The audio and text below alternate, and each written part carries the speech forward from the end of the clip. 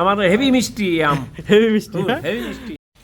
এইটা হচ্ছে একটা পাকা কাটিমন আম।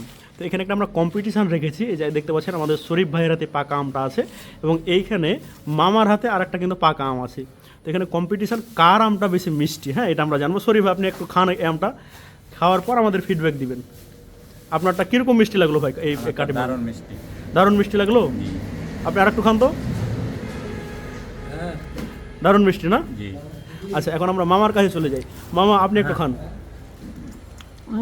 আমাদের হেভি মিষ্টি আম।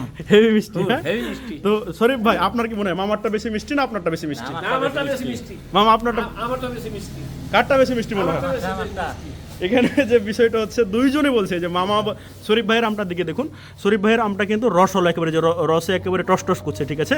এবং এটা হচ্ছে যে মৌসুম শেষের কাটিমন, আমরা নভেম্বরে দিচ্ছি আমরা এই আমটা। এবং মামা যে আমটা খাচ্ছে মনে করেন, এই আমটাও কিন্তু রসে একেবারে টস টস করছে, দেখুন, হ্যাঁ। তো দুইটা আমি কিন্তু রসে, কিন্তু এখানে যে কম্পিটিশানটা হচ্ছে যে মামা দাবি করছে মামারটা বেশি মিষ্টি, শরীফ ভাই দাবি করছে শরীফ ভাইয়েরটা বেশি মিষ্টি। আসলে কোন আমটা বেশি মিষ্টি? তা আপনাদের আবার বলেন ভাই, মানে শরীফ ভাই, কোনটা বেশি মিষ্টি মনে হয়? আমারটা বেশি মিষ্টি। আমারটা বেশি মিষ্টি। তো দুইজনই বলছে আমারটা বেশি মিষ্টি, কিন্তু আসল ঘটনাটা হচ্ছে এটা একটা অন কাইন্ড অফ আমাদের এটা ফান ছিল, কিন্তু রিয়ালিটি হচ্ছে এখানে যতগুলো আম দেখতে পাচ্ছেন প্রতিটা আমি কিন্তু, এই যে সবগুলো আমি কিন্তু একটা বাগান থেকে আনা। এবং এই যে শরীফ ভাই যে আমটা খাচ্ছে, এই আমটা যেরকম মিষ্টি, মামা যে আমটা খাচ্ছে এই আমটা সেম মিষ্টি, ঠিক আছে? দুটাই সেম মিষ্টি। আর এখানে যে আপনারা যারা আম অর্ডার করেছেন, এখানে যে আমগুলো যাবে সেম, এই যে শরীফ ভাই যেরকম মিষ্টি স্বাদটা পাচ্ছে, এই যে মামা যেরকম মিষ্টি স্বাদটা পাচ্ছে, সেম আপনি যখন আপনার বাড়িতে এই আমগুলো যাবে, যখন পাকবে 7-8 দিন পরে, তখন এই আমগুলো কিন্তু সেম মিষ্টি লাগবে।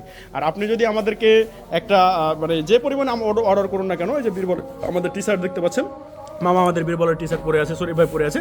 তো এরকম একটা বীরবলের প্রিমিয়াম কোয়ালিটির টি শার্ট কিন্তু আমরা পাঠিয়ে দেবো। আর 10 কেজি বা 20 কেজি অর্ডার করলে আমরা আমাদের বিএসটিআই অনুমোদিত খাঁটি মধুও পাঠিয়ে দেবো আপনার কাছে, হ্যাঁ।